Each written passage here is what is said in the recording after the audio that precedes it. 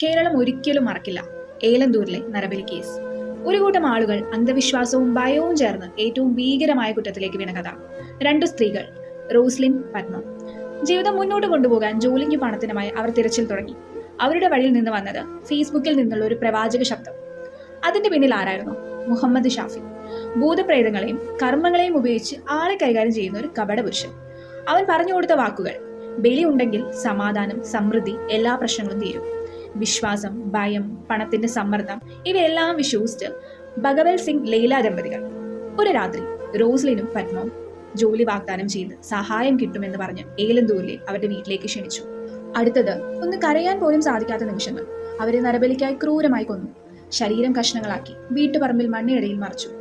പക്ഷേ സത്യം ഒരിക്കലും നിശബ്ദമല്ല. പത്മവും റോസ്ലിനും കാണാതായപ്പോൾ പോലീസ് ഫോൺ സിഗ്നൽ പിന്തുടർന്നു. CCTV പരിശോധിച്ചു. അവസാനം അവരുടെ പാത ഒരു വീടിന്റെ ഗേറ്റിലേക്ക് എത്തിച്ചു. മണ്ണ് കുറുകെ കുഴിച്ചപ്പോൾ പുറത്തു വന്നത് കേരളത്തെ ഞെട്ടിച്ച സത്യത്തിന്റെ ദുർഗന്ധം. ഇന്ന് ഏലന്തൂരിൽ ആ വീട്ടിൽ കാറ്റുപോലും കടന്നു പോകുമ്പോൾ ഒരു ശബ്ദം പോലെ തോന്നും: അന്ധവിശ്വാസം കൊലപാതകമാണ്. കൂടുതൽ ക്രൈം സ്റ്റോറീസ് അറിയാൻ വേണ്ടിയിട്ട് ചാനൽ സബ്സ്ക്രൈബ് ചെയ്യൂ. Stay tuned. Thank you.